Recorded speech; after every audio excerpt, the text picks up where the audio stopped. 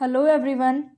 स्वागत करती हूँ आप सभी का मेरे यूट्यूब चैनल पे फिज़िक्स मेक इट इजी। यहाँ हम फिज़िक्स को पढ़ेंगे और बहुत ही इजी वे में पढ़ेंगे, जिससे कि आपको कभी फिज़िक्स का फोबिया नहीं रहेगा।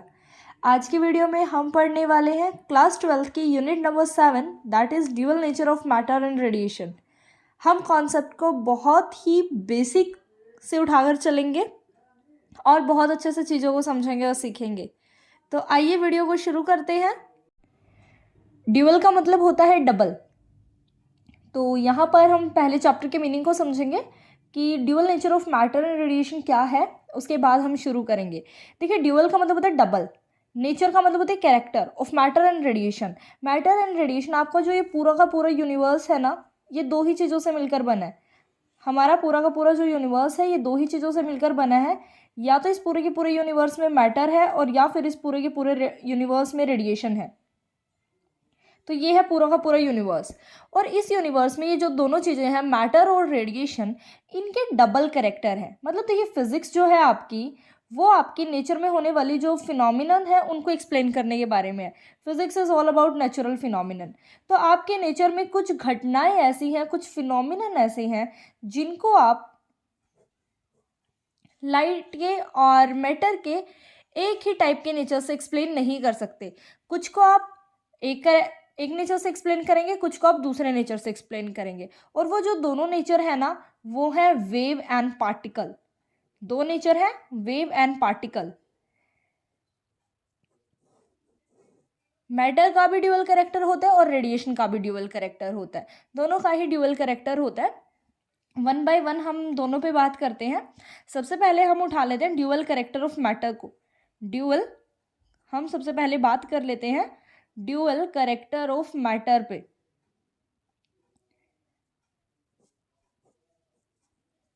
देखिए, आज तक हम बचपन से मैटर की डेफिनेशन, मैटर को पढ़ते आए हैं। फिर जैसे जैसे हम बड़े होते गए, हमने ये भी समझा कि मैटर जो है वो एटम से बना हुआ है। मैटर वो होता है, इसके कुछ ना कुछ साइज, शेप, वॉल्यूम कुछ होता है, और मैटर एटम से बना होता है।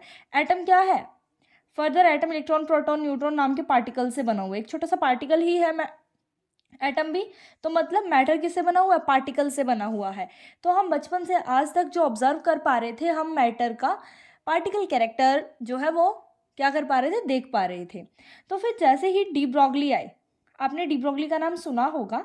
एक्चुअल में जो डी ब्रॉगली थे वो हिस्ट्री के स्टूडेंट थे, और उनके घर में उनके पेरेंट्स जो है वो फिज़िक्स के डिपार्टमेंट से थे, फिज़िक्स में पढ़ाई कर रहे थे। तो उनके, वो लोग जब साथ बैठते, साथ खाना खाते, तो उनके घर में फिज़िक्स को लेकर चर्चा होती। तो ऐसे ऐसे डिस्कशन में डी ब्रॉगली भी शामिल होते, और इससे उनके अंदर भी फिज़िक्स का के मतलब प्रति जो है इंटरेस्ट बनना शुरू हो गया, और उन्होंने फिज़िक्स में पीएचडी की। तो जब उन्होंने फिज़िक्स में पीएचडी की तो उन्होंने कहा कि जो ये मैटर है ना, जिसका आज तक पार्टिकल नेचर है, अगर यही मैटर बहुत हाई स्पीड से मूव करना शुरू कर दे तो आप इसका पार्टिकल नेचर देख नहीं पाएंगे। मैं आपको एक छोटा सा एग्जांपल देती हूँ। मान लीजिए आपके घर में फ़ैन है। जब ये फ़ैन रुका हुआ है, जब फ़ैन रेस्ट पे होता है, तो आप डेफिनेटली देख पाते हो कि फ़ैन की प्रॉपर शेप क्या है। इसमें 3 रोड्स होती हैं, 3 प्लेट्स, जो भी आप इसको बोलते हो, और फ़ैन की आप प्रॉपर शेप देख पाते हो, प्रॉपर उसका पार्टिकल नेचर देख पाते हो। लेकिन जब वही फ़ैन बहुत हाई स्पीड से मूव करना शुरू कर दे तो आपको फ़ैन नहीं दिखाई देता, ना ही आपको फ़ैन की शेप दिखाई देती है। आपको वही फ़ैन के साथ एसोसिएटेड एनर्जी या एसोसिएटेड वेव आपको नज़र आती है। सिमिलरली, आपने बचपन में कार्टून में देखा होगा, टॉम एंड जेरी में, जब टॉम एंड जेरी बहुत तेज़ दौड़ते हैं तो आप ऑब्ज़र्व कर पाएंगे कि ऐसा ऐसा हमें कुछ नज़र आता है। ऐसा ऐसा हमें कुछ नज़र आता है, मतलब हमें उनकी बॉडी शेप, उनका उसका पार्टिकल नेचर नज़र ना आकर कौन सा नेचर नज़र आता है? वेव नेचर नज़र आता है। तो डी ब्रॉगली ने कहा था कि जो मैटर है ना, उस मैटर का सिर्फ पार्टिकल नेचर नहीं है। जब वो मैटर बहुत हाई स्पीड के साथ मूव करना शुरू कर देगा तो उस मैटर का आपको कौन सा करेक्टर नज़र आना शुरू हो जाएगा? वेव करेक्टर भी नज़र आना शुरू हो जाएगा। इन्होंने कहा, when matter moves eight very high speed, at very high speed, then it will show then it will show its wave character, then it will show its wave character and wave associated with the matter and wave associated with the matter is called matter wave. और जो matter के साथ associated wave होती है उसको हम कौन सी wave कहते हैं? The wave associated with the matter is called matter wave, और उस वेव को बोला जाएगा मैटर वेव बोला जाएगा. तो अगर वो वेव है तो वेव का कुछ ना कुछ वेवलेंथ भी होगा, and the wavelength and the wavelength of that matter wave and wavelength of that matter wave is given by wave है तो वेव का कुछ ना कुछ वेवलेंथ होगा ना, तो it will be lambda is equal to h/mv. ये उन्होंने बोला कि मैटर जब बहुत हाई स्पीड से मूव करना शुरू कर देगा तो आपको मैटर का वेव कैरेक्टर दिखना शुरू हो जाएगा, और उस वेव को मैटर वेव बोलते हैं, और उस वेव की वेवलेंथ के लिए फॉर्मूला होगा lambda is equal to h/mv. ये डी ब्रॉगली का हाइपोथेसिस था मैटर वेव का. मैटर वेव के बारे में सबसे पहले उन्होंने ही बताया. उन्होंने मैटर वेव का वेवलेंथ बोला h is equal to mv. कैसे वो इस कॉन्क्लूजन पर पहुंचे, कैसे उन्होंने इसका मैटर वेव का ये वाला रिलेशन कैसे उन्होंने निकाला, तो उन्होंने कहा कि according to Einstein E is equal to mc square. Also according to Planck, इसके बारे में भी अभी हम डिस्कस करेंगे. अकॉर्डिंग टू प्लैंक्स थ्योरी, आगे वाले टॉपिक में इसके ऊपर जिक्र होगा कि प्लैंक थ्योरी का क्या था और कैसे हम लिख पा रहे हैं इसको. तो प्लैंक थ्योरी ने बोला था कि E is equal to h nu, where nu is the frequency of the energy और ऑफ द रेडिएशन. इसके ऊपर अभी आगे डिस्कशन होगा, अभी के लिए इस रिलेशन को ऐसे ही याद रखें. अगर ये दोनों ही एनर्जी के रिलेशन हैं तो हम इसको ऐसे भी लिख सकते हैं mc square is equal to h nu, और हम न्यू को लिख सकते हैं c/लैम्डा. एक c से दोनों तरफ से एक c कैंसिल हो जाता है. It will be mc is equal to h/लैम्डा, और यहाँ से अगर मैं लैम्डा निकालूँ तो h/mc. c जो स्पीड होती है वो लाइट की स्पीड होती है, but for matter speed is v. Matter के लिए स्पीड क्या होती है? v होती है, मतलब c से कम होती है. तो आप लिख सकते हैं lambda is equal to h/mv. आप रिप्लेस करते हैं कुछ इस तरीके से, इन्होंने ये रिलेशन बताया. और mv जो है वो होता है linear momentum. p is equal to mv, ये होता है लीनियर मोमेंटम. तो इस रिलेशन को ऐसे भी लिखा जा सकता है. It is very important relation, और इसको डी ब्रॉगली हाइपोथेसिस भी कहा जाता है. कि डी ब्रॉगली का हाइपोथेसिस क्या था कि मैटर जो है वो किसकी तरह बिहेव करता है? वेव की तरह बिहेव करता है जब बहुत हाई स्पीड से मूव करे, और वेव का वेवलेंथ इज h/p. तो ये बहुत इंपॉर्टेंट है, यहाँ से 1 से 2 का क्वेश्चन जो है वो आता है. ये h/p हो गया. इसके बाद इसको एक और तरीके से लिखा जा सकता है.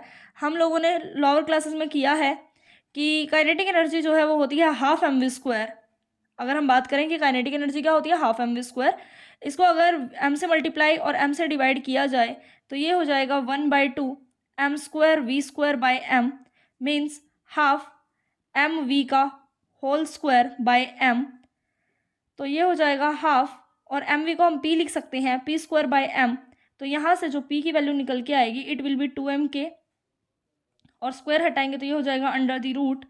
तो यही वेवलेंथ का जो फॉर्मूला है काइनेटिक एनर्जी के टर्म्स में हो जाता है h/√2mk. मोमेंटम को हम √2mk भी लिख सकते हैं. तो यही रिलेशन हमारा ये भी आ गया. ऑल्सो हम चीज़ों को थोड़ा और चेंज कर सकते हैं. देखिए मान के लीजिए इलेक्ट्रॉन जो है वो भी तो मैटर का ही पार्टिकल है, अगर वो भी तो मैटर में ही आएगा. तो अगर हमें इलेक्ट्रॉन के लिए यही चीज़ लिखनी हो तो फॉर इलेक्ट्रॉन, मान लीजिए आपके पास इलेक्ट्रॉन है और इस इलेक्ट्रॉन को आपको मूव कराना है. अगर आपको इस इलेक्ट्रॉन को मूव करवाना है तो डेफिनेटली आपको बैटरी जोड़नी पड़ेगी, पोटेंशियल डिफरेंस आपको क्रिएट करना पड़ेगा, तभी इलेक्ट्रॉन मूव करेगा. तो इलेक्ट्रॉन को मूव कराने के लिए तो इलेक्ट्रॉन कुछ इस तरीके से मूव करेगा. इलेक्ट्रॉन मूव करता है जब आप पोटेंशियल का डिफरेंस अप्लाई करते हो. तो इलेक्ट्रॉन तब मूव करेगा, तो इसका मतलब इलेक्ट्रॉन काइनेटिक एनर्जी तब गेन करेगा जब आप क्या लगा देते हो? वोल्टेज लगा देते हो. तो kinetic energy for the electron के लिए जो काइनेटिक एनर्जी लिखी जाती है वो EV लिखी जाती है, मतलब पोटेंशियल मल्टीप्लाई चार्ज. एनर्जी होती है ना पोटेंशियल मल्टीप्लाई चार्ज, तो इस तरीके से लिखी जाती है। तो जो डी ब्रॉगली वेवलेंथ अभी आपने निकाली थी H/√2m के फॉर काइनेटिक एनर्जी, तो वही इलेक्ट्रॉन के लिए बन जाती है, स्पेशली फॉर इलेक्ट्रॉन वही डी ब्रॉगली वेवलेंथ इसके लिए बन जाती है H/√2m और काइनेटिक एनर्जी बन जाएगा EV। ये इलेक्ट्रॉन के लिए है, तो m is mass of electron, ME यहाँ पर है mass of electron, that is 9.1 into 10⁻⁻31 kg। E being charge of electron, that is 1.6 into 10⁻⁻19 coulomb। H is Planck constant, that is 6.63 into 10⁻⁻34 joule second. और ये सभी value जब इस equation में substitute की गई तो लैम्डा फॉर इलेक्ट्रॉन निकल कर आया सॉल्व करने के बाद 12.27 डिवाइडेड बाय √V, क्योंकि V कांस्टेंट नहीं है, वो हर किसी का अपना अपना मन है कि यहाँ पर 9 वोल्ट की बैटरी लगाए, 50 वोल्ट की बैटरी लगाए, 12 वोल्ट की लगाए, जैसा भी, तो वोल्टेज अलग अलग हो सकती है और ये आर्मस्ट्रॉन्ग में होती है। ये जो रिलेशन होता है de Broglie wavelength of electron, ये जो है ये आर्मस्ट्रॉन्ग में होती है। एक और चीज़ यहाँ पर हो सकती है, टेम्परेचर के साथ भी आप इसको डी ब्रॉगली वेवलेंथ को चेंज कर सकते हो। कभी लोअर क्लासेस में आपने पढ़ा हो तो काइनेटिक एनर्जी जो है वो 3/2 kBT भी होती है। काइनेटिक एनर्जी 3/2 kBT भी होती है, where KB is Boltzmann constant, जिसकी वैल्यू होती है, लिख देते हैं बोल्ट्जमैन कांस्टेंट,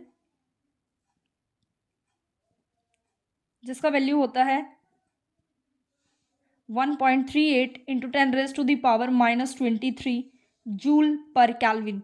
तो ये आप यहाँ पर ये सब्सटीट्यूट कर सकते हो, तो यही बन जाएगा H/√2m where K is kinetic energy. तो इस वाली काइनेटिक एनर्जी को आप लिख सकते हो H/√2m, K को लिख सकते हैं 3/2 kBT, यहाँ से ये कैंसिल हो जाएगा, तो लैम्डा का एक और रिलेशन आ जाता है टेम्परेचर के साथ √3m kBT।